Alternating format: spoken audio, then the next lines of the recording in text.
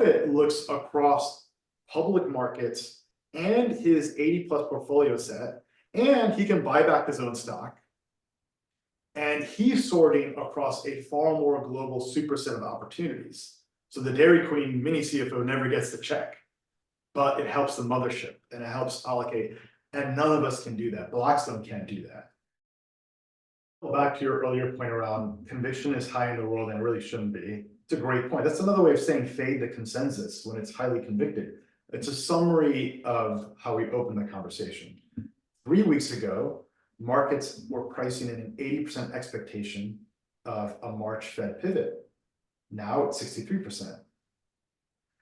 When consensus is that highly convicted and you got 3 months to go, can consensus get more convicted on that? No, they cannot. You don't have to do something all the time. You confuse action with value. And we know statistically people overtrade and they feel that dopamine pump. They must take an action. And usually it's against their own interests. I think investing in distressed commercial real estate is one of the best opportunities for long-term tax-efficient wealth creation. It's a Buffett-like play. You got to find a great manager, preferably in a tier 2 market, meaning avoid New York City.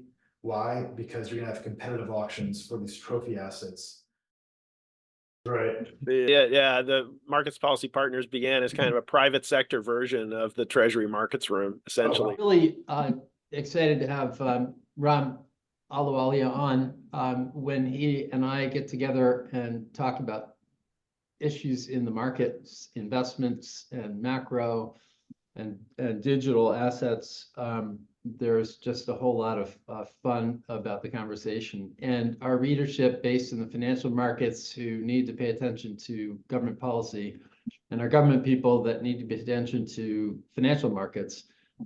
They're probably not going to be accustomed to the unusual depth that you bring, to the unusual breadth that you bring to topics and conversations. So I'm really looking forward to our conversation here.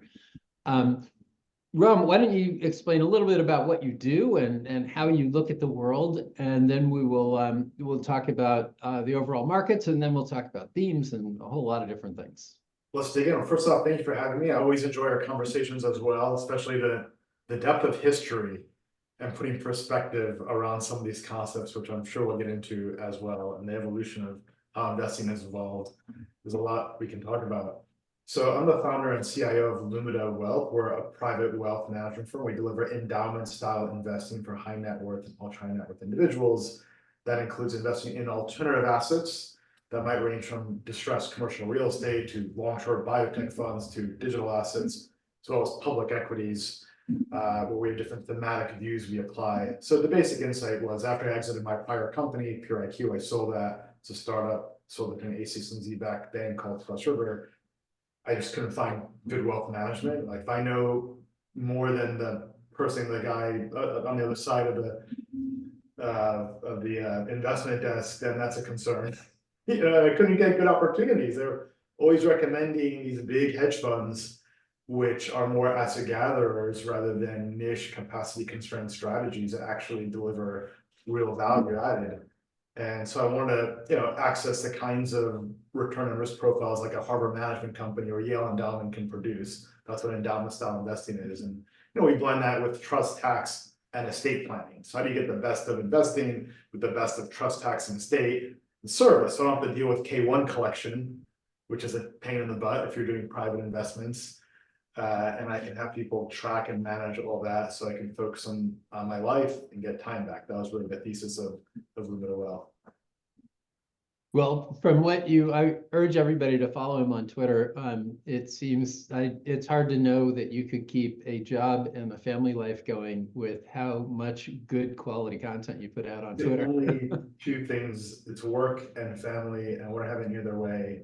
Work is play. If you love what you do, as Steve Jobs said, you'll enjoy doing it, and you'll do great things with it. And we have a newsletter as well on Lumida Wealth. You can check it out. We publish it every Sunday, which is a synthesis of what we've been focused on over the week.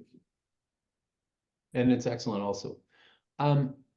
Ram, tell us a little bit about your investment approach. It's and the idea of non-consensus investing. Sure. So, our headline approach is, especially in public equities where this really matters, is non-consensus investing. Also matters in private markets. We'll come back to that too.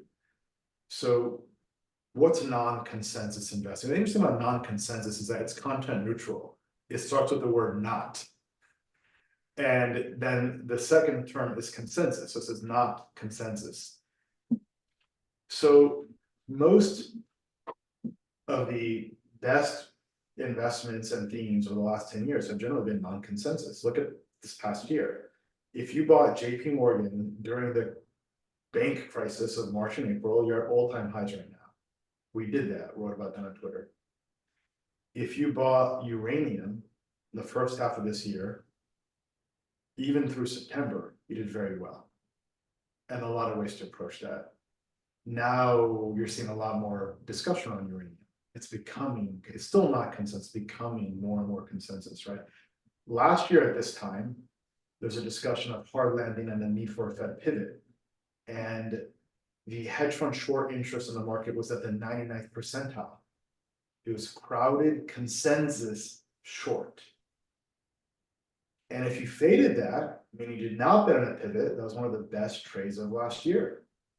Not betting on the Fed pivot and going long risk assets because they were priced in. So that's the premise of non-consensus investing. It's saying, instead of trying to forecast a year from now, no one can forecast. It's a dynamic world, it's a market economy, it's always adjusting. We had the most telegraphed recession last year. People adjusted, corporates adjusted their behavior, consumers adjusted their behavior, households adjusted their behavior. So something else happens. So rather than trying to be an equity strategist, look at a year ahead and say, here's what I think is going to happen. Instead, look at what's right in front of your face. What is consensus? Where am I today? And guess what? That's an easier task. It's an easier task than trying to predict a bank crisis, which no one could have foresaw coming last year. Or the AI narrative, which developed last year as well. It's better to look at what's in front of me now. Even that's hard too. Looking at, well, what is consensus? That was always, having been in the markets my whole life, you can kind of generally sense it. You can definitely sense it when it's gone a while, but you don't know how much is left, and it's not so simple. It's not but simple. It is easier than guessing what it's a more tractable problem. And then once you know what consensus is, here's the idea. If you are at an extreme, what are your extremes? Hard landing, say soft landing. You can't get more movement than those. There's no soft landing for longer idea. Soft landing is Goldilocks. You can't improve upon that. So if that's consensus, and consensus is expressed in market prices, so you can look at credit spreads, look at high yield, you can look at valuations. And then of course you can look at social indicators like you go to the newspaper rack at the airport and you see what people are talking about. Last year at this time it was Google search words. Google search words are great, right? So then if that's consensus, you know that it's not a stable equilibrium. What you know about markets is that they move from one equilibrium to another. I kind of liken it to a metaphor of, there's Mr. Market. We know this from, Benjamin Graham, Intelligent Investor. And Mr. Market is emotional. Mr. Graham gets excited, gets depressed. When Mr. Market spits out expensive prices, we want to sell. When the prices are low, we want to buy. That's easier said than done. You have to know where is consensus. And once you've identified consensus and it's fully baked in, it's not transitioning towards consensus. When it's fully baked in, then you know that's not a stable equilibrium. And that is when you reposition. That's what we did actually over the last 2 weeks. And I shared the buildup of that progression, on Twitter. And then in this last newsletter, we talked about that again. And then at Tuesday at high noon, we said, all right, we're repositioning and we're taking action now. So that's that's how you can approach this non-consensus investing philosophy. Well, I'll spoil the great metaphor for those who haven't read it yet, but the Tarzan analogy is a great one. It's a great one. It's a great analogy, right? So the Tarzan idea, Tarzan is, I guess you'd call Mr. Market. Tarzan is jumping from vine to vine, and a vine is a pendulum. It starts neutral. There's no narrative. And then you start to see consensus start to build, start to get momentum. And when it's at a peak, for example, Fed pivot can't get any better than that. It's going to start to decline. And Mr. Market's already moving on to the next vine. A good example more recently would be the December Fed press conference. People walked out of that saying, oh, we're going to have Fed rate cuts sooner. And markets lifted off. And I was on that call too. I said, it's not my rate. It's not what I heard. And of course, all of last year, people expecting Fed rate cuts. Markets are notorious about misreading the Fed. We've probably all seen that chart where you have the dotted lines expecting rates to move in one direction and markets just keep going, or the actual realized rate path, policy path goes another direction, right? And now that's starting to come undone, right? The probabilities for rate cuts are starting to diminish. That's a classic recent example of that. So yeah, Another great example was in 2019, at the end of that 20% sell-off in the equity markets for the Fed trying to tighten. Maybe it was the January 2019. Was it end of 2018 or 19? Whatever it was. The Fed, I listened to that conference call, which was such a key one. Everyone was thinking that they might get easy again. And I listened to it and the markets took off and I said, I didn't hear him say that. Right on. So the key here is this. This is the big philosophical point to make. It's not about being right or being wrong or saying this is what will happen and having a crystal ball. That's not it. Example, 2011, we had the European debt crisis. The US government bonds were downgraded by S&P in the summer. And in October, the economists came out and said we're going to have a recession. Okay, that was consensus. So, but there was priced at that point in time as well when it became consensus. That's the key idea. The challenge is that pendulum, the vine moving and transitioning from one equilibrium. That's the hard part, navigating the turn in the road. But that's the idea. So, and markets did well in 2012. So identifying consensus is what you want to do. It's not about will there be a recession? That's the wrong way to think about it, right? No. Because you never get there. You never get to the destination because you always have new information that's looking out a quarter ahead or a year ahead. You're always transitioning from one narrative or equilibrium or consensus expectation to another. It's not as if we say at the end of the year, we're done now, markets are done. Now we're going to award the prize of who got it right. That never happens. We're always discounting the future. Also, there are lots of issues where you have a consensus, not consensus, particularly as you get into individual investment themes, that give that allow it to be an interesting analysis because there are different things you can take action on. What are some of those right now that you're seeing? What are some of the themes where a non-consensus approach seems to be the light that you're able to grab the next vine? Yeah, I'd say the long-term themes and short-term themes. So a long-term theme for secular investing. I mean, I like finding 10-year plus trends that have a secular thesis behind them that I can reliably bet on it. Semiconductors is a good example of that, right? In AI, people are throwing money at ChatGPT, $86 billion valuation and $1 billion in revenue. Mind you, when Google went public, they were profitable. PE ratio was like 30. Forget about price to sales, 86 to 1. So there's a lot of focus on AI, and in private markets, those companies are extremely valued. In public markets, you have high valuations on some of these names too. But a better move is betting on picks and shovels and infrastructure, and they're a lot cheaper. And NVIDIA is an obvious name, and NVIDIA is becoming more and more consensus. But it's got a cheaper forward PE than Apple, which isn't growing. In fact, they're shrinking their revenues. The year-over-year earnings is less than 1%. So that semiconductor layer is a non-consensus way to bet on AI as opposed to paying nosebleed valuations in the application. I kind of liken it to search engine wars, right? Google was the 18th search engine to come on the scene, and then it dominated the market with one technical innovation called PageRank. Yep. Excite, Lycos, Alta Vista gone, Yahoo gone, for all intents and purposes. So, you know, the animal spirits try to focus early and bet on these things and write them up. And meanwhile, you know, you want to be the monk in the mountain that's taking a step back and looking at another non-consensus way to approach the opportunity. That's one thing, semiconductors.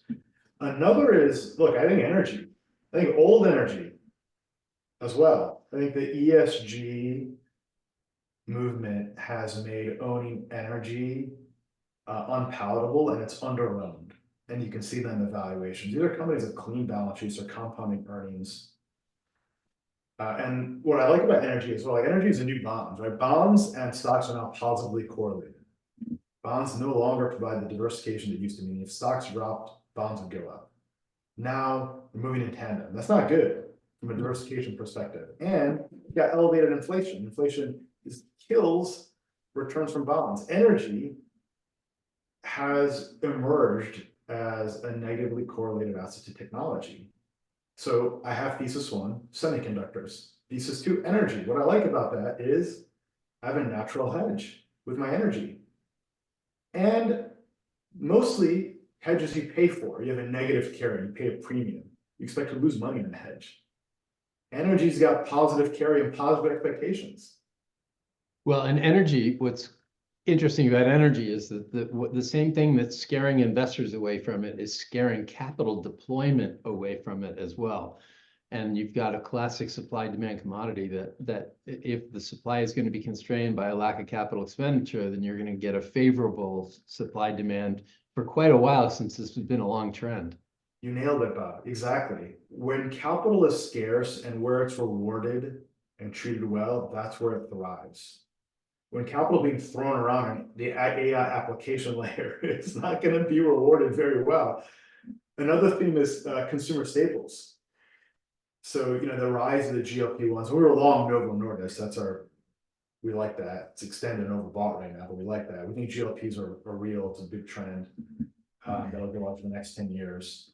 But the rise of these GLP-1s created a narrative. Again, Mr. Market, not depressive. Mr. Market got depressed on consumer staples. Hershey's, which is all the characteristics of a Buffett company, it's a confectioner, it's a chocolatier you can get daily habit around. It's like a See's candy, but better, arguably. You know, the PE trailing at 4 dropped to 18.5. The last time we saw that, the stock went up 50% in the following year. Now, I'm not saying that'll happen this time because revenue growth is slower than it was then, but it's still attractive. It's a great iconic brand. It's alongside the brands of Nike and Coca-Cola. It's at that caliber. And they can acquire and distribute. Their earnings call, management commented how they contemplating doing share buybacks with the excess cash flow they have over and above the dividend, which they can raise. So I like that. You catalyst, but consumer staples happen to be cheap right now. So I think it's an interesting area to look at. You know, there are a lot of themes I'm looking at too in blockchain and crypto and tokenization. I think there's some interesting longer term opportunities there as well. You know, if you've got the right time horizon. I think another theme is aging demographics. People are living longer. So we invest in that theme in a lot of different ways. In Japan, there are nursing homes we own. There are small caps in the United States that we own. Second is biotech. Biotech is related to the aging demographics theme because people want to spend more to live longer. You know, people spend a lot of money on their dogs for veterinarian care. They're spending a lot more money on themselves, and insurance is also helping to foot the bill here, right? Biotech is a great thesis and a great theme. Biotech's gone nowhere for 3 years. The valuations up until the last month or two were at 10-year lows. You had a lot of assets at net cash assets, many of which would probably go to zero, by the way. That's the nature of biotech. It's like lottery tickets. But set against that, you have pharma, which has seen their IP expire over the back half of this decade, meaning most of their products can go generic. They're going to face generic competition. So they have to acquire and do M&A to acquire these biotech firms. And other key trend within biotech is that we've evolved from pure molecule discovery, like a molecule might be like Lipitor, let's say. We have new modalities coming online. mRNA is one. Of course, Moderna is built on this one modality called mRNA. New treatments are coming online as well. There's actually some promising signs being able to address Alzheimer's. That's incredible. I've never seen that before. So biotech is starting to deliver on the results from 20 years ago, the 20-year story in the making. Remember, Craig Venter sequenced the genome. Biotech had a dramatic boom and a bust. There was no delivery. .coms are the same thing. Boom, bust, no delivery till Web 2 started to come along, right? Biotech, the delivery is happening now. And GLP-1 is one form of that delivery. So now you have the zeitgeist. This is consensus formation. That consensus formation is there in the GLP-1 pharma market, but the biotech market's not there. People are going to look under the hood and say, where's this innovation coming from? M&A is going to start going up. So biotech is one of my overweight ideas for this coming year. Yeah, and it makes sense that the biotech sector has been down and out as the cost of money has been going up and up because their earnings are so far out in the future. But the R&D hasn't been slowing down except for the handful of those companies that ran out of money.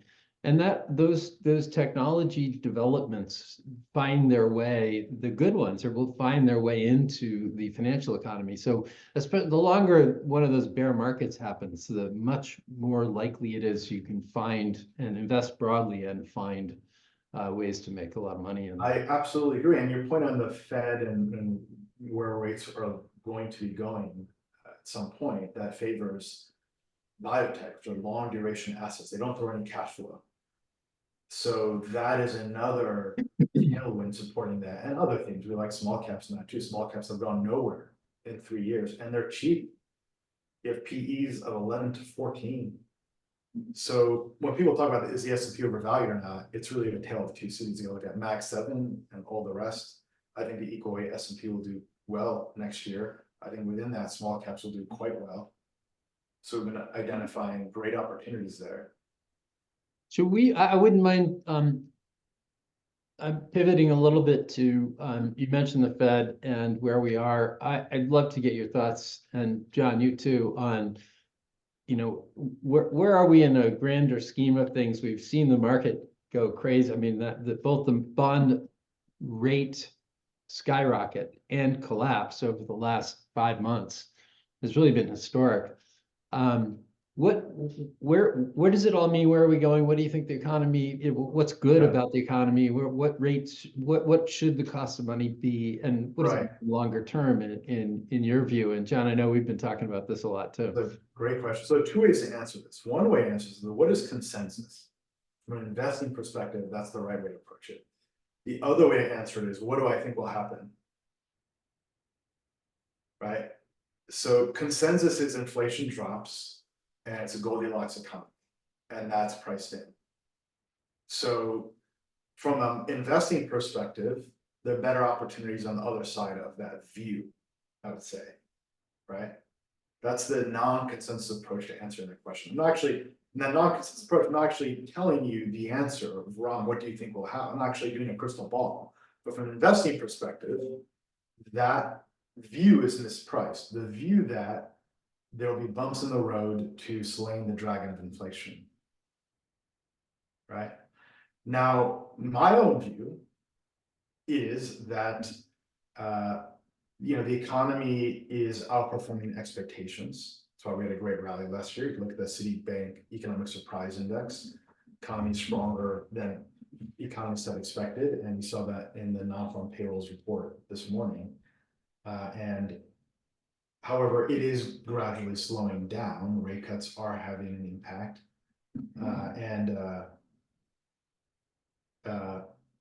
Looking out a few months from now, we just have to reassess. I'm more in the reassess, continually reassess, rather than put a view out there and attach an ego to it, which is dangerous, right? Yes. Not even the Fed knows what they're going to do at the end of March. It's scary. I don't think anyone really. I think the humble approach is to say, we don't know, we have a hypothesis, and we reassess, we look for data to confirm or reject that hypothesis. But by and large, though, you look at, housing start activity, it's been robust, and the psychology from declining rates has been impactful. I was speaking to the CEO of a large mortgage lender, and he said, with rates going from 8 to 6% on mortgages, people are excited now. And I said, well, 6%, we were there a few months ago. What changed between now and then? He really made a really great point. He said, because the curve is bending down now, we're 6% on the way down, not on the way up. And people want to be in the right side of the trend. I thought that was incredibly insightful about what that means for psychology, animal spirits, and markets momentum.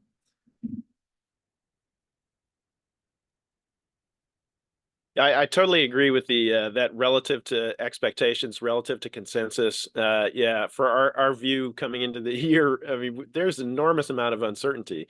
And when you have an enormous amount of uncertainty, looking at Fed fund futures pricing in like a 70% chance of a rate cut in March, that is the kind of stuff of conviction, right?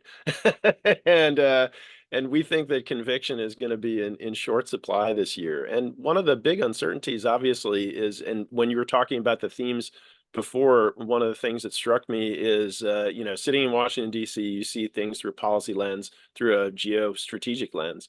I wanted to ask you about how you see, the state of the world, geostrategy, and how those play in. You can create an investment thesis that is very excited about traditional energy, that has a pretty significant geostrategic component in it, and similarly with semiconductors, you can see that almost like a moonshot, right? I mean, it's like a national project to not just establish something in the U.S. And pour the potential for public money, or at least incentive structures to be pushing in that way, but also holding down competition overseas in China. Right. So those are just a few. But when we look at the state of the world and the troubling headlines and so forth, and this can obviously veer into we don't want to take sides in politics, but into the the political uncertainty as well. How do you put those in your in your process? Great question. I want to double back to your earlier point around conviction is high in the world and it really shouldn't be. It's a great point. That's another way of saying fade the consensus when it's highly convicted. It's a summary of how we open the conversation. 3 weeks ago, markets were pricing in an 80% expectation of a March Fed pivot. Now it's 63%. When consensus is that highly convicted and you got 3 months to go, can consensus get more convicted on that? No, they cannot, right? So that is, it's a great way of framing that, fading consensus. So when consensus is at an extreme, sometimes consensus is correct, right? If we have 2 weeks to go before the Fed announces their decision, I'm going with consensus. If the market says there's a 95% chance of a rate cut in the FOMC meetings tomorrow, I'm going to bet on that 90% chance probability, right? So you don't want to be non-consensus for the sake of being non-consensus. That's a mistake too.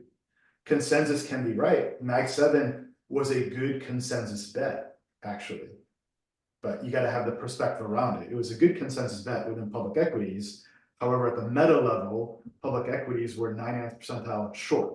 So it's non-consensus at another level. All right. Now, to your point, John, on geopolitics, really interesting question, right? So I go back to energy. I think energy is a hedge against geopolitical risk. What happens when there's a geopolitical crisis? Oil prices go up. What happened when Ukraine invaded, or was invaded by Russia? Oil prices go up. So energy stocks may benefit. It's not required that they benefit, but I have a natural hedge through my energy exposures. I think the other part is sometimes insurance is cheap. Insurance is very cheap. In December, where you had implied volatility and the VIX was touching 12, it's at 14 now. It's still relatively cheap. That means you can buy cheap protection on positions, which is what we did. Now, insurance, as we all know, is a negative expected value. You expect to lose money on insurance. You buy house insurance and you expect not to make money on the house insurance. No one wants to see their house burned down, right? But if you believe that insurance is cheap and consensus is offsides, then that can be worthwhile. Another good geopolitical story is Israel, right? So on October 7th, the Israel stock market dropped for about 3 weeks. And we covered this week to week on Twitter. So we looked at 9/11, what happened there. What happened in 9/11 is exactly what played out in Israel. Stock market dropped 3-4 weeks, then capitulated and rallied. The best performing country sector ETF in all of November was Israel's ETF. So if geopolitical risk happens, you have to assess where you are in that and be wary of panicking. Hopefully you're positioned ahead of that with exposures that benefit, like energy. You're still going to take the whack on the portfolio because you're net long the world, right? But you'll have something that benefits, that buffers some of the volatility. And then you can reassess. There could be an opportunity from that geopolitical risk. In my conversations, one of the big surprises that is not in the headlines in the national press, but is a big subject, is how little the markets reacted to what were really geopolitical earthquakes last year. So people were saying, "Oh, the recession never happened. Everybody's predicting a recession." And the market didn't go down even though these big geopolitical risks materialized. And so I think there's a growing consensus, or complacence is a better word, that these geopolitical events just don't matter to the U.S. economy. They just don't matter to markets. And that may be one of the big surprises over the next couple of years, if any of this stuff becomes really interesting question. It's one of these left tail risks that hangs over a cloud over your investing. And it's hard to hedge and hard to manage, but you have to be conscious and aware of it. And the 3 biggest ones are China, Taiwan, Russia, Ukraine, and what's happening in Israel. Now, I think the first 2 are the more critical in nature, although we'll see what happens with the escalation, obviously, with Iran and the Houthis and all the rest. But if you look at China, the stock market's gone nowhere, it's been pummeled. So you could say that to some extent, that risk has been priced into China, although I think a lot of that has been the reshoring effect, which has hurt the Chinese economy, right? They have declining foreign direct investment. We've seen that since 1998, the levels there. So it's a really interesting tail risk question. I think the other tail risk question is around liquidity risk, especially in the treasury market, especially the decline of the reverse repo facility. So I'm not really worried about credit risk, consumer credit risk, or rising delinquencies, or even corporate credit risk. Corporates have gone bankrupt, like WeWork. Others will go bankrupt. That's fine. Airlines go bankrupt every 10 years. It happens. But liquidity risk is something to focus on, given all the machinations the Fed and the Treasury have done with these experiments of interest on excess reserves and quantitative easing and the reverse repo facility. These facilities didn't exist 10 years ago. This is new. Central banking is less than 100 years old, and now these inventions are they're young. We don't really understand. I don't think any human mind can fully comprehend in one mental picture the interactions of all of these. It's not possible. I think it's an act of ego. People will say they can. I think if you're humble and honest, you'll say, yeah, it's complicated. Like long-term capital management, right? You had the smartest people in the room from Goldman Sachs and Nobel laureates working on this. And we have the financial model that predicts and controls the risk, and we're hedged out. And we can look at the tail risk and manage this, and it did not work. Who, us, worry? Yeah, exactly, right? So that is intuition and Trump's left brain, pure deductive reasoning. You have to check the mental frameworks, which will be falsified by the market at some point. The market will do what it wants to do, and it'll break those frameworks. And I go back to non-consensus investing. If axiom number 1 is not X and it's content free, you don't have an ideology to blow up.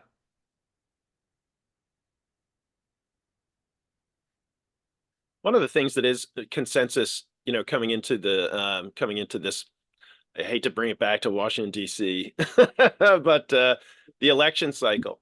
So if, we saw this very troubling. You mentioned the liquidity in treasuries, and it is something that, obviously the Treasury Department is never going to publicly state that, that they are, deeply concerned about this, but behind closed doors, I guarantee you they are working this problem and trying to get their arms around it. It's not something that you're going to see in the public, but the question of deficits and that October moment where we saw term that it was, is this pricing in higher for longer, or is this a runaway term premium? Is this the bond vigilantes coming back? And we saw the counter reaction in November. Obviously, there was a sense of great relief. Boy, okay, this isn't necessarily a bond vigilantism returning to the scene. It's more of, it was heartburn about the Fed and about the economy running too hot. But, it certainly got people's attention. And coming into this year, with the election, the candidates, whoever they are, we think we know, but when they get out onto the stage over the coming months, they're going to be talking about economic programs, and it is going to be, I think it's going to be potentially a very unusual circumstance in which you can certainly make the case that the Trump administration. I was in the Treasury Department for the Trump administration's first couple of years, and I worked very closely with Gary Cohn, and they had obviously a focus on cutting taxes, and they were successful in doing so. There's no indication that they have an economic program that they're going to be bringing to bear that is that different. I mean, when former President Trump talks about his economic plans, he talks about cutting taxes significantly. And we saw this interesting moment in kind of shocking moment in the UK, where you had Liz Truss coming in with a what was in other contexts would be a an acceptable and and even maybe a favorable economic plan that involved a lot of tax cuts, and but also some spending as well, the energy and so forth, but it was deemed fiscally irresponsible. And certainly if you have two candidates, let's say, I mean, the Biden administration, I don't know if this is the case. My expectation is it might be different. But if the Biden administration were saying, we're going to go great guns with another big, if you put us back in power, we're going to be, going great guns with another fiscal program. And on the other side, you got former President Trump saying, put me in, I'm going to slash taxes down to nothing. What's the bond market going to do? I mean, if it's like, Right. it's caught between rock and a hard place in that kind of circumstance. I'm not saying that that's where we're going to come down, but the kind of classic formulation, the easy formulation is Democrats not so big Democrat win, not so great for markets. Big Republican win, great for markets. And I think that mental model is coming under challenge Right. under the current circumstances. I would say like gridlock is good for markets. Statistically, that's the case. You get a divided executive and divided Congress, nothing gets done, even though things should get done. Gridlock is going to be best, but I would expect, to your point, John, is that we have increased risk aversion given the uncertainty and the different paths of policy that will be gyrating back and forth from now and year end. Increased risk aversion means volatility in markets, right? Now, post-election, I expect that to subside, right? Now, recall when Trump was elected, what happened? That day, markets tanked. And then what happened? They took off. So the mistake someone can make, if people get passionate about politics, they get passionate about sports, especially the I'm going to move to Canada crowd. Happens every cycle, is that the other person gets elected and you make a bad decision with your portfolio. Do not make that mistake. American institutions have a long history and they will continue to do fine. They've been bruised. They need to be renovated. We need better leadership. I'm not making a political comment. They're just all of the above, right? But so yeah, I expect increased volatility to your point, because you're going to have diverging policy paths and you discount both paths forward and markets get confused, right? But on the other side of the election, I think we closed the year higher. You know, election years are bullish years statistically as well. I think we are in a bull market. So, you know, you just wanna, this is a time where you gotta be tactical. The 2010s, you don't have to be tactical. Buy the index and go home and, you know, hang out, barbecue, right? This is a very different environment. There's, to your point, there's legitimate higher level of uncertainty on where we're gonna go today, right? Larry Summers posted an inflation chart overlaying the current experience of the 1970s. And what it shows in the 1970s was a spike in inflation around 73, 74, then it declined rapidly, just like we have today. And what he says is, look, we can't be sure that we've slayed the dragon of inflation. And the reality is no one really knows. Everyone's got a view, everyone's got a theory. What we know is that Mr. Market will get manic depressive and go back and forth on those views. Mr. Market's going from one equilibrium to another. So faith and consensus is the move.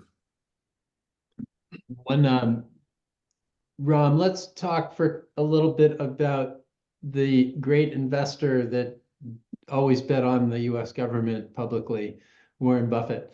We talked about him a while and you've written about him, but I always viewed a big portion of his success was just never selling anything, so never paying the taxes that normal portfolio managers have to pay. And undoubtedly that's contributed some, but I love the way you looked at how he built his business. Tell us about that. Tax is a crucial aspect to Buffett's strategy, to your point. Now, there are other pillars of the strategy, namely capital allocation and having proprietary investment opportunities that are off market, other levers, ability to borrow AAA rated debt and get a deduction. There are a lot of levers he has, but they all work together harmoniously. Tax is a big one, though. Buffett knows tax. So, you know, when he acquires a company, he loves brands. Guess what? If you buy a company for more than its book value, it's called goodwill. You can amortize and deduct the goodwill. That means less taxes.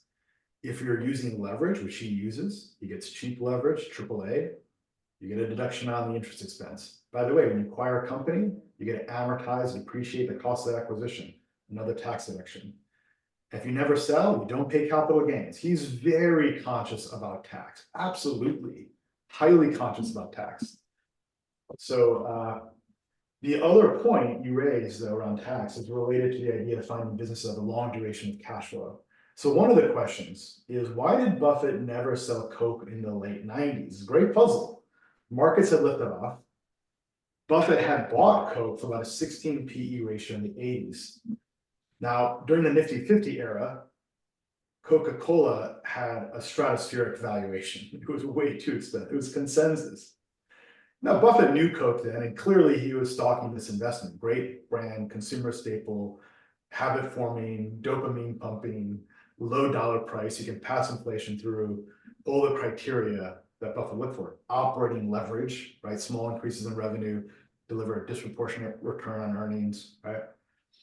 Well, I believe the answer has to do with twofold. He was actually answered this question at one of his conferences. And he said he wanted the dividends from Coca-Cola. And he expected those dividends to continue for the next several decades. And that was his answer. Now, I don't know if he was right or wrong in that. Arguably, he was wrong. Maybe he should have sold Coke. But that was Buffett's answer. And I think it's interesting. I think about that decision he made at that point in time often. Like, was that the right decision or not? Now, the presumption is we should humble ourselves at the altar of Munger and Buffett and just adopt their axioms, right? Although, like, the left brain, analytical brain says, you should have sold Coca-Cola, recycle that somewhere else. But then what's the opportunity cost of capital? The other part Buffett will say is, well, there's nothing for me to do. What am I going to buy? And then maybe he could buy back his own stock. You know, He's a spread investor, and he was making, it didn't matter that he could sell something and grab that excess economic rent. he's a spread investor. Exactly right. And he just had spread. If I go out 50 years, it doesn't matter if it's up or down in the near term. That's not one of the brands that would ever, you know, erode enough to hurt. What Buffett is doing, if I put it in CFA terms, is he's doing levered carry trades, which sounds scary. You're not supposed to do carry trades. Carry trades would be borrow short, lend long, like you're trading Japanese yen against US dollar spot. He's doing levered carry trades, but with permanent financing and permanent capital, so they can never come undone. And that permanent capital is another edge he has over Blackstone. Blackstone's got to sell their prized assets every 10 years to create distributions for their LPs. Buffett doesn't have to do that. He keeps compounding. And he can do off-market deals quickly. Blackstone didn't have a private equity fund lined up to rescue the banks. It takes a year to market that. Meanwhile, your LPs have a drawdown. They don't have the capital to give you. Buffett's ready to roll. Buffett is a non-consensus investor. He likes dislocation, just like I do as well. He was buying the banks in a way. And Buffett, say the other comment about him is that most of the time he's doing nothing. He's reading a lot. He's like the duck in the water. Underneath is a lot happening. He's reading a lot, but his action space is actually very limited. He waits for those moments of opportunity and he strikes. And that's, by the way, a very similar behavior pattern as George Soros. Soros would play tennis, read a lot, and then maybe it was a quarter, maybe it was a month, maybe 6 months would go by. He'd come into the office and fire off a flurry of different trades, and that's it. And this goes back to the point Bobby, you and I were talking about when we had lunch, is waiting for the fat pitch. You don't have to do something all the time. You confuse action with value, and we know statistically people overtrade and they feel that dopamine pump. They must take an action, and usually it's against their own interests. FOMO both ways, buy and sell. So on that, sorry, real quick. So FOMO, real quick, on this FOMO and there's FOPO. No one talks about FOPO. It's fear of other people's opinion. That's another one. Those are the two twin dangers. We all know FOMO. Yeah. FOPO, fear of other people's opinion. One of the interesting ways I generate ideas, I ask myself is, would I be most embarrassed to tell my friends that I invested in? Would I be most embarrassed to tell my friends I invested in? If you invested in crypto a year ago, it's embarrassing. My Twitter tagline was crypto CFA. I wore it like a champ. It's humbling. It's like Blaise Pascal wearing the steel coat that punishes you when you walk, so you just stay humble. It's like, you gotta wear it sometimes. Or buying distressed commercial real estate. Yeah, that's the move right now. Yeah, so fear of other people's opinion is dangerous. Well, there was one thing that you also pointed out about Warren Buffett that I thought was very insightful, and it also hits on the Coke idea, which is he's essentially a CFO. He has a portfolio of businesses, and he can starve some where it makes sense and invest their capital into one of his other subsidiaries. And you used a great example of that. That's the number one principle. All these principles work in harmony. And the other part about Buffett is that he's a decentralized leader. He has incredibly competent operator managers running these businesses. And to your point, Bob, that mini CFO in that business says, here's my project schedule sorted by NPV. So Dairy Queen's like, let's go build 1,000 Dairy Queens because our return on capital is going to be 9.1%. And if they were independent, they would go do that. Buffett looks across public markets and his 80+ portfolio set, and he can buy back his own stock. And he's sorting across a far more global superset of opportunities. So the Dairy Queen mini CFO never gets the check, but it helps the mothership and it helps allocate. And none of us can do that. Blackstone can't do that. So Berkshire Hathaway has an investment model that is extraordinarily difficult to replicate because of that combination, that approach. And at the end of the day, that really is probably the main thing that explains the long-term success that he's Absolutely. I think, look, he's obviously a value investor. That's a major driver of it as well, but it's more than that. People that say, oh, it's because he buys business with a moat and its value, it's 35 to 40% of it, but he's very deliberate about these other factors. He also looks for market leadership, #1 businesses too, which I look for as well.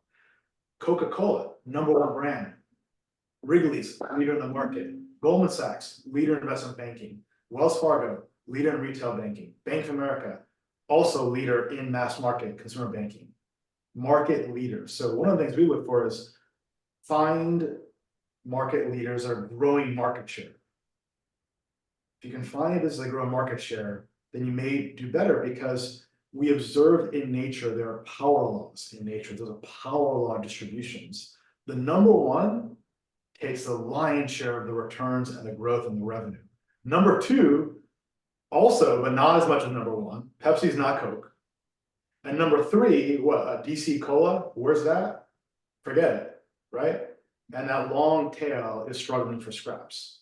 So market leadership matters, and he finds these dominant businesses like NetJets, leader. You just mentioned crypto. That was your heritage. There is, it's been quite a good year for crypto overall. There has been a divergence of performance that you've written about, and love to get your thoughts on where we stand. I guess in my personal view, this Bitcoin ETF approval that seems imminent, but we will see, is a moment that will draw a lot of attention over time that I don't think the market generally understands well enough. But start. I don't mean to lead you. What's your thought on the world of crypto at this point? I think there's short term and long term. Let's start with the long term, because that's what people should spend their time focusing. BlackRock ETF, I expect, gets approved. It could even be this today at 4 p.m. Now, BlackRock is conferring their legitimacy to this asset class. It's more important than the flows into the asset class. BlackRock's the largest global asset manager. And Larry Fink is on CNBC and Fox Business talking about how Bitcoin is an international money. And trust in institutions like central banks are on the decline, not just in the US, but also in impoverished countries where inflation is running away and where Bitcoin is finding use cases for international remittances or saving in Argentina or Lebanon, Iran, Russia, etc. Right? So yeah, the BlackRock development's a big deal. I think the story is primarily institutional right now, meaning the retail market isn't talking about it. You know, when I was home for Thanksgiving and Christmas, it was not the main focus. Maybe for me and a few others it was, but not broadly. It wasn't around the dinner table, which means that we're poised to have a new layer of capital enter the market, institutional capital. It'll take time though. It's not going to be like the next day. It's the difference between approval and then launching and then the marketing process. What's that? I expect we'll see a lot of Super Bowl ads. I want to count how many Super Bowl ads market this. There are 24 Bitcoin ETFs we're going to see, from BlackRock to Van Eck to Fidelity to ARK to Grayscale to Invesco. Bitwise has a really good presence in the RIA market. Thank you. I didn't want to offend anyone. I started going out, I was like, shoot, who am I forgetting here? There's a lot. Yeah, right. 21 shares. So there's a big marketing process. So they're going to educate the market and offer these products. And again, it's a power law. The winner of that race get the bulk of the AUM. So what's the incentive? Spend on marketing, heavy spend on marketing and sales. And education. That will introduce the next leg of the next layer of capital to enter the market. Yeah, I think the other thing is the government endorsement of it through this approval will be particularly noteworthy because A, they've been so outspokenly against it, and Right. B, it's for those who want to do the work, it's the result of losing a court case in the most embarrassing fashion. The combination of that, for those who know it, it really it adds power to the endorsement, which is ironic given how much they don't want to endorse it. Well, yeah, SEC Chair Gensler has lost 4 cases. Myself and the former SEC Chair Arthur Levitt, who's an investor in Lumida, we wrote an op-ed in the Wall Street Journal critiquing Gary Gensler, Chair Gary Gensler, in October, the bottom of the crypto lows. And I remember I had lunch with Arthur in May this past year. I said, Arthur, what's your biggest non-consensus bet? And he said, crypto will see financial markets sooner than later. And he's right. what a call, Arthur Levitt. So yeah, no, by Perspective. the way, I think tactically, Wisdom. yeah, no, Arthur's incredible. Longest serving SEC chair, bipartisan, got stuff done, held Wall Street accountable, high integrity individual, non-political. I mean, he you know, he took a lot of grief for a lot of things and fought, you know, entrenchment, and he's a model of a world-class noble citizen and regulator. But I would say tactically, I think this could be a buy rumor sell the news event. In fact, Bitcoin's trading down today.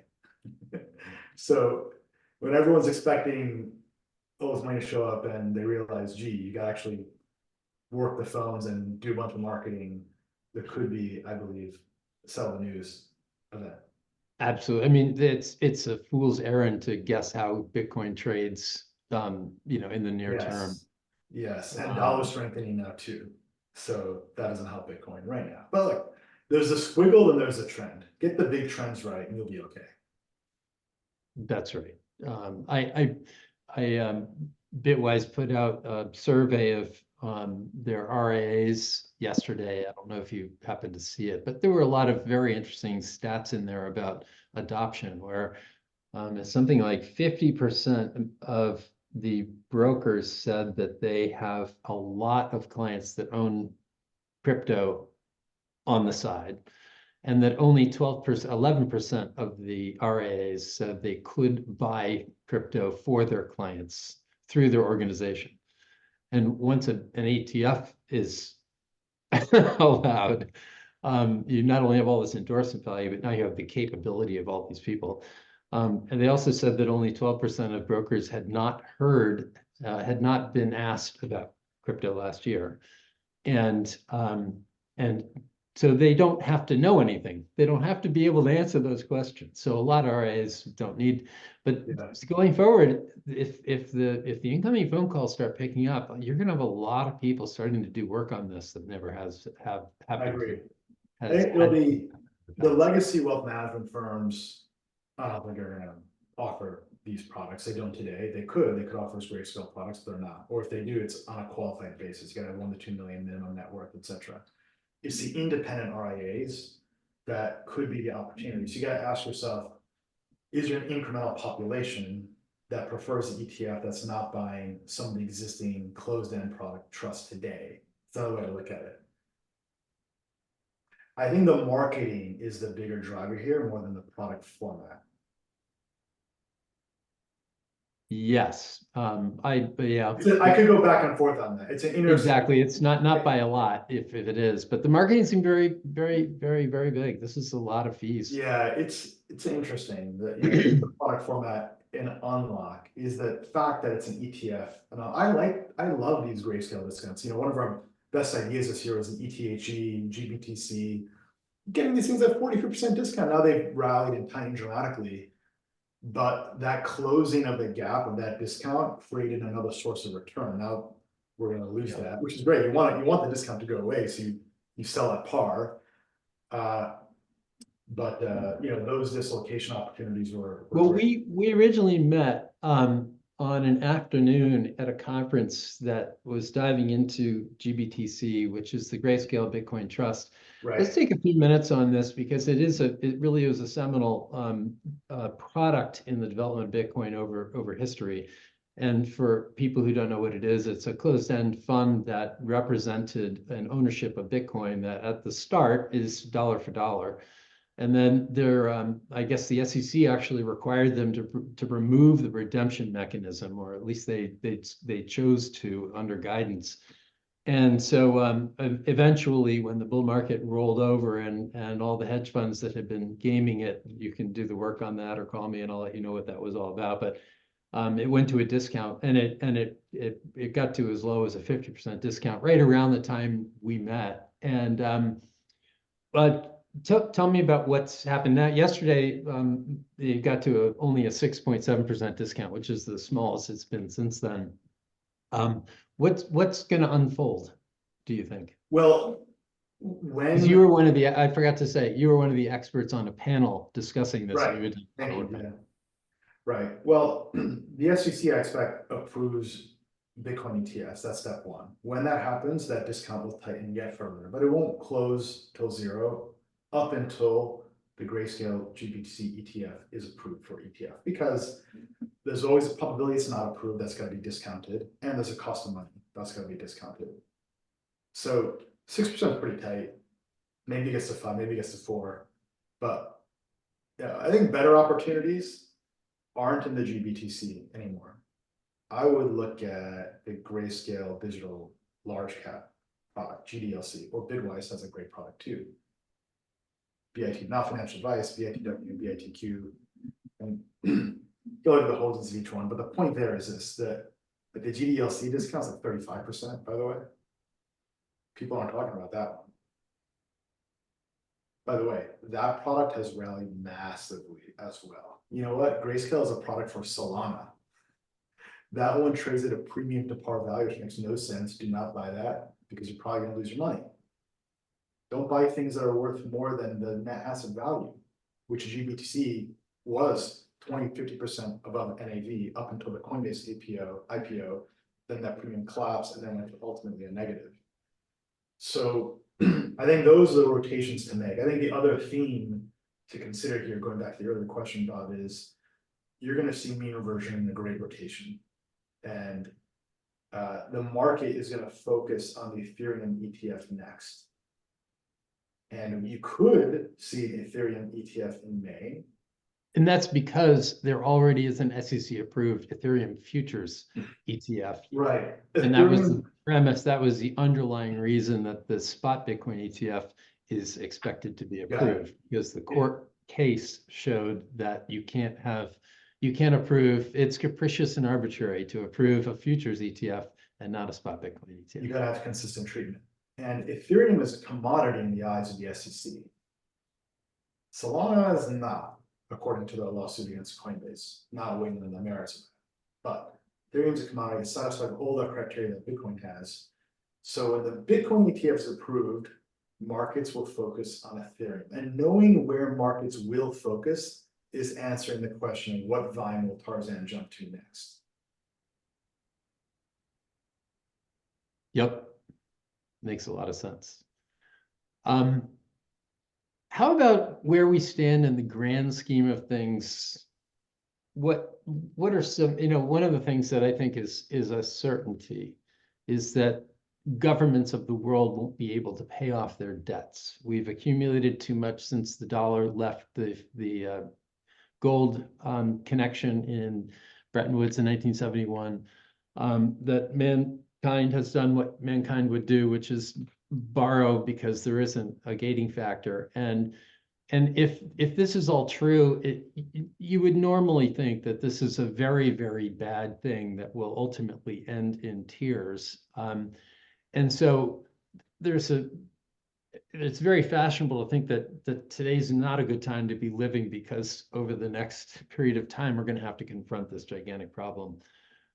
So it's a little bit about prosperity. If we have all this debt, how, can our economy accommodate all of the pressures that we have that are building socially and politically, and are we in a good spot or a bad spot? So yeah, it's a phenomenal question. There's a lot to unpack here. So yes, we're running wartime deficits and we're not in war.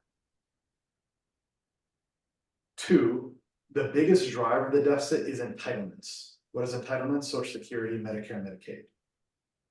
3, politicians lack the courage to address those issues directly, because if you touch those issues, third rail topic, you don't get elected.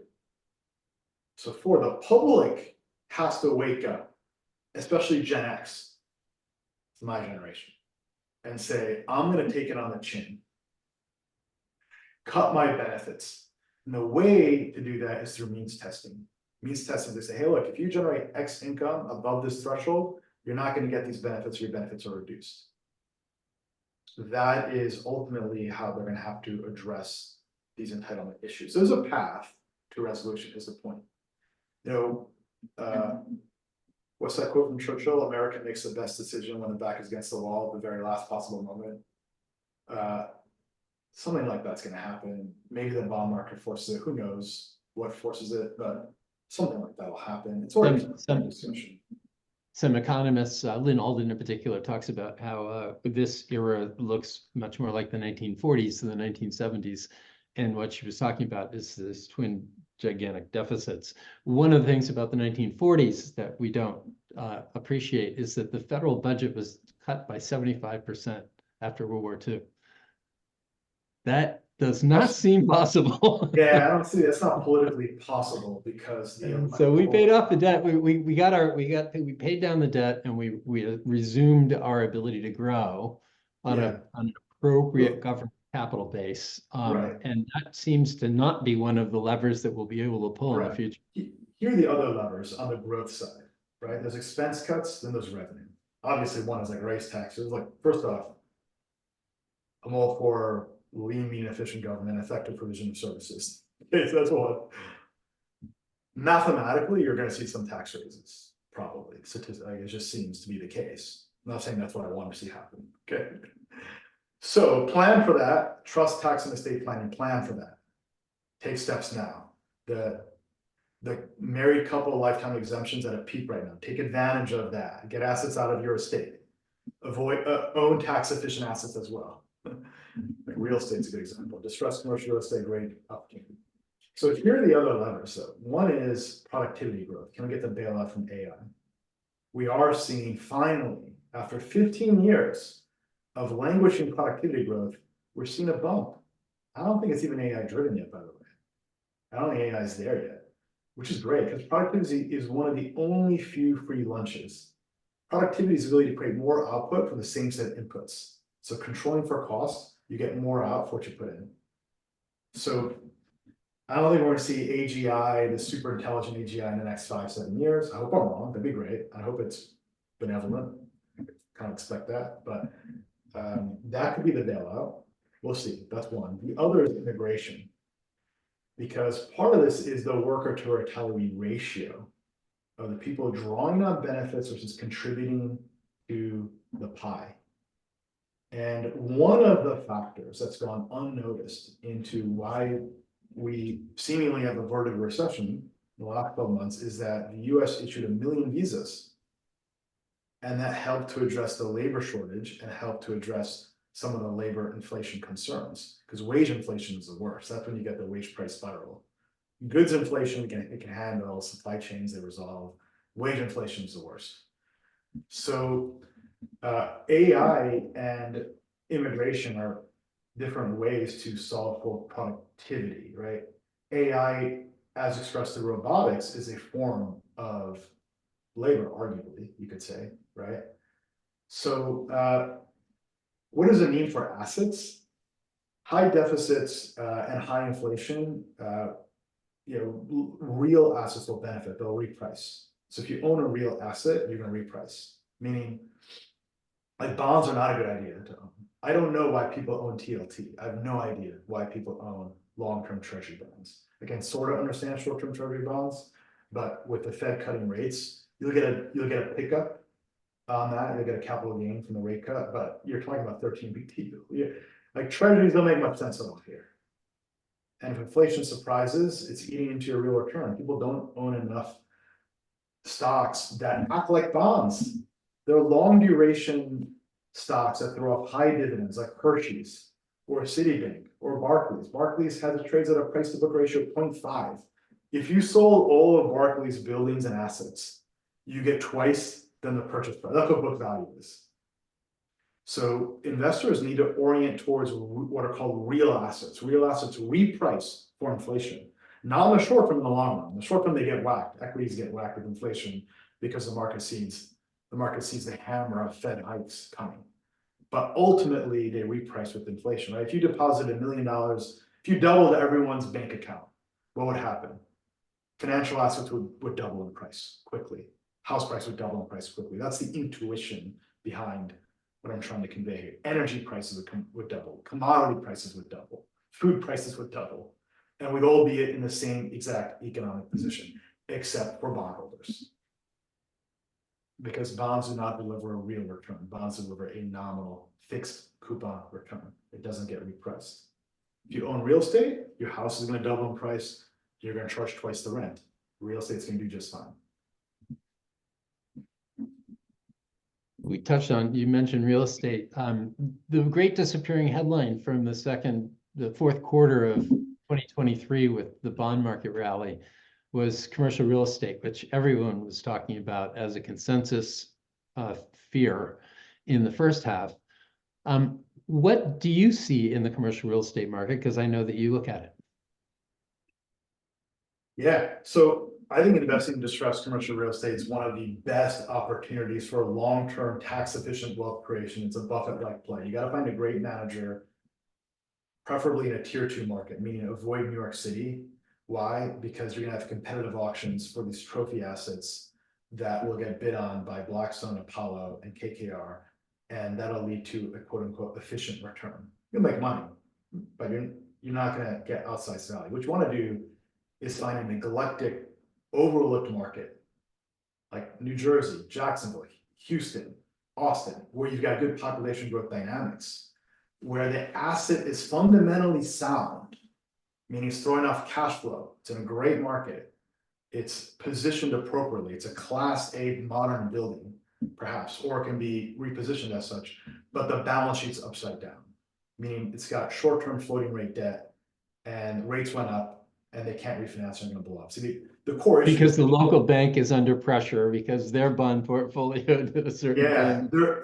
they're cross-cutting effects. So the local bank, I sat down with the chief lending officer of bank 6 months ago. I asked him this question: how do you feel about commercial real estate? This is what his response was. He said, "Oh, we're great because we're all floating rate risk. When rates go up, we don't have any hold to maturity issues," which felled 3 banks in the March-April crisis. So the banks are saying they're looking out for themselves. Like, I have floating rate risk. If rates go up, I'm not going to have a hold to maturity impairment. I said, you know, that means your borrowers are screwed. They're taking the other side of that. I was the chief lending officer, bank, a smart individual too, by the way, right? Very capable individual. So there's more pain to come. Well, I hope that he answered yes. You know, you're right, but we underwrite these things knowing that we have some cushion there and that most of our businesses do still have the cash flows. Yeah, no, by and large, most banks will be okay, to be clear. Yeah. But I think you'll see bank failures here and there. Look, the point is, your point is a good one. Is whereas, you know, the risk manager at a bank is looking at their own balance sheet, and the second derivative away may be the shock that they're not looking at. Pain must be felt somewhere. Who's going to feel the pain in what order? The first person to feel the pain is the developers in the worst spot. So developers took out short-term construction financing loans as recently as a year and a half ago when rates were low, and then rates shot up. So developers in the worst possible position. The second are owners with floating rate risk, right? Or they have to refinance. They're in trouble. But if you have seasoned assets, you're okay. Doesn't matter. If you got long-term debt like Berkshire Hathaway, permanent financing, permanent capital, you're fine. By the way, that's most of commercial real estate. When we mean commercial real estate issues, we really mean like office, like industrial, transportation, logistics, all that's fine. The Amazon fulfillment facilities owned by private parties, that's fine. Data centers, it's fine. Commercial real estate's a small fraction. Healthcare specialty, real estate. Specialty, urgent care, that's fine. Malls are in trouble, right? Multifamily with that same kind of characteristic pattern I mentioned earlier, short-term financing, those are going to have issues. So there are workouts that are happening. If rates go down, especially the 10-year, that helps the banks reflate their balance sheet. If rates go up, I expect they'll go up. 3.8 is too low. We're at 4% now. I expect it goes higher. Settles between 4 to 5.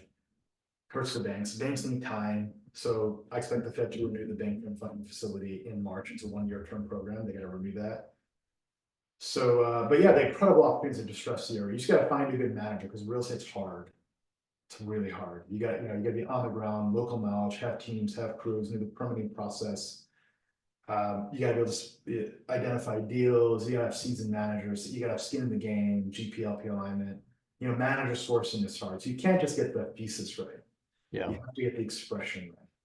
Well, my impression is that that's why there are so many numbers of people that are good at real estate, that there are a lot of people that have made their wealth in real estate.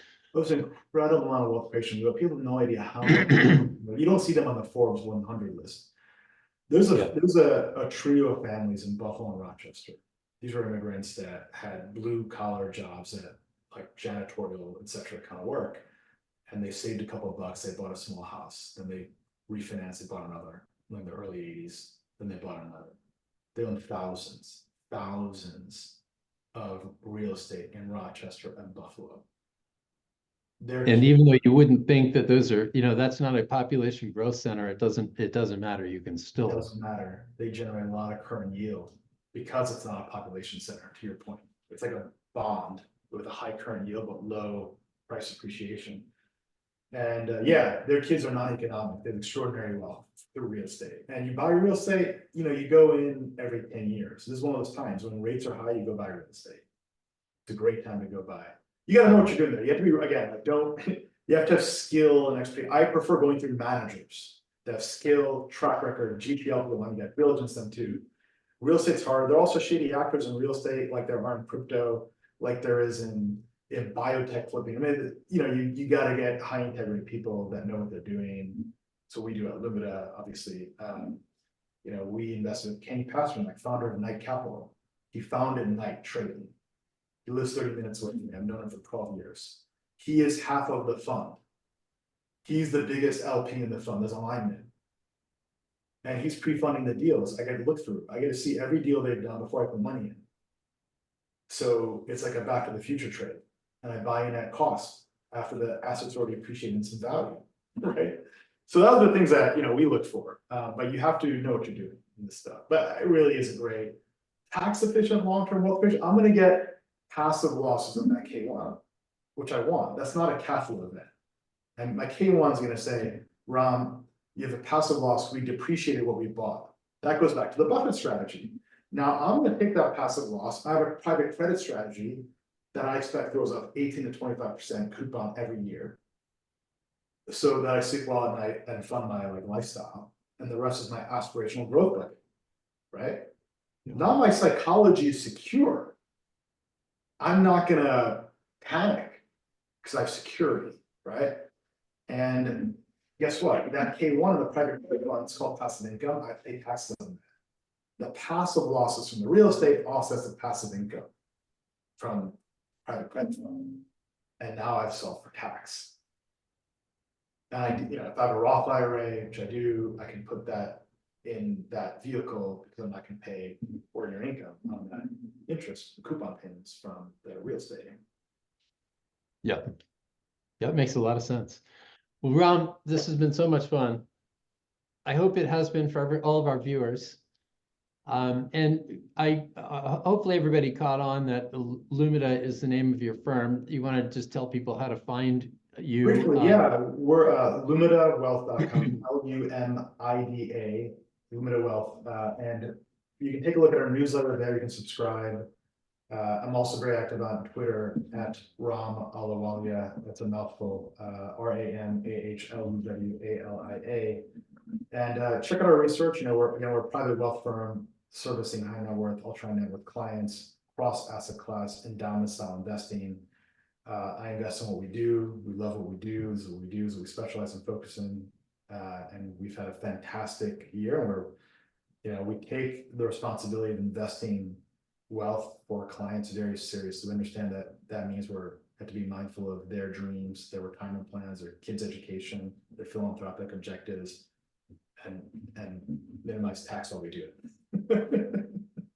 Awesome. Well, thanks so much. And for both of my partners at Markets Policy Partners, we're really happy we could have this time. And I do have another 5 subjects that I wanted to cover with you. So we'll do that. We'll do it next another time. one. This is a great pleasure, Bob. It's great. I always enjoy talking to you. It's such a great, I know, it's great. far-ranging. Thanks so much, Ram. Thank you, Bob. Take care. Take care. Have a great weekend. You too. Be well.